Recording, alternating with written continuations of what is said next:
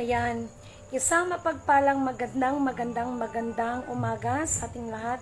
Ngayon ay December 25, 2023 at ang oras ay, oh my God, 12:50 AM. Okay, una at higit sa lahat ay nais ko munang muling walang sawang itinataas, aking pinupuri, pinadakila, nilululhati, sinasamba, pinasasalamatan ang pinakadiyos ng kaliwanagan, ang banal na espiritu at ang inang lupa.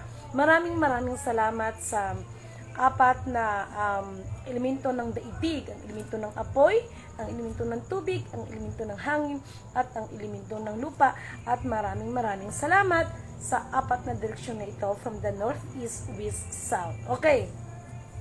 Mga mahal kong mga kapatid, although na iba't iba ang paniniwala natin, no? Iba-iba ang mga pananampalataya natin, no? So, ganun pa man, binabati ko ang lahat ng nagsiselebrate ng Merry Christmas and advance Happy New Year sa ating lahat.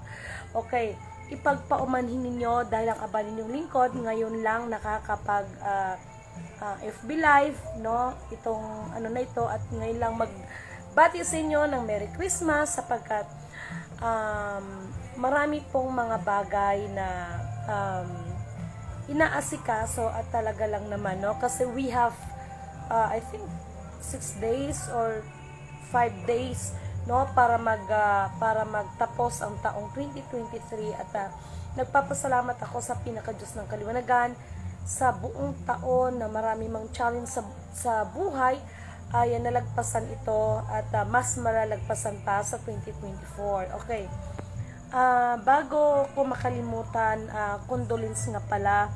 Ito'y napakasakit, no? Condolence nga pala sa isang mahal na kaibigan dahil araw ng Pasko ay masakit man, ngunit ito yung sinasabi ko na lahat ng nagmimisyon, no, ay dadalisahin tayong lahat at sa iba't ibang kapamaraanan ay susubukin tayong lahat. So, condolence doon sa isa kong kaibigan na supposed to be yun ang magiging close-in bodyguard ng aba ninyong lingkod, ngunit subalit natapwat tinanggihan ko ito sapagkat mas binigyan ko siya ng pagkakataon para mas makaharap o maharap niya ang kanyang sariling pamilya. Ganun pa man, nakakalungkot, pero talagang ganun ang buhay.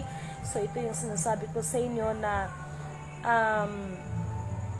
talagang paghahandaan ng bawat isa. Although ngayon ay nagse-celebrate just because of Christmas, pero talagang ganun ang buhay, no? At mga mahal kong kapatid, sa lahat nga pala, no, ng members ng Maharlika Kingdom of God, do, the Lupasug Sulu Empire, 11 countries, 1 sea, no? Ipanalangin ninyo ang mapagtagumpayan itong next year, no? Ang mga bagay na dapat upang sa ganon ay makaginhawa man o magkaroon ng kaginawaan ng bawat isa.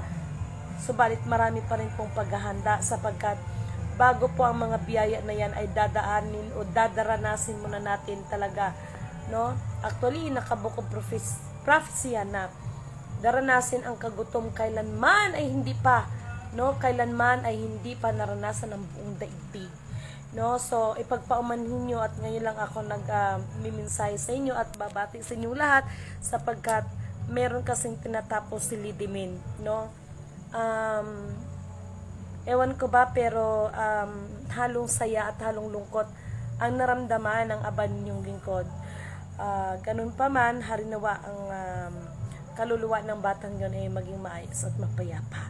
Okay, sa pagkakataon na ito, pinapasalamatan ko lahat ng mga friendship, lahat ng mga kapatiran, kahit yung mga viewers ko, walang sawang suporta sa akin. Thank you so much sa inyo at maging ang aba ninyong lingkod ay mas may haharapin na challenge challenge accepted, okay? Sapagkat walang inuurungan si Lidimin, no, sa mga laban, okay? So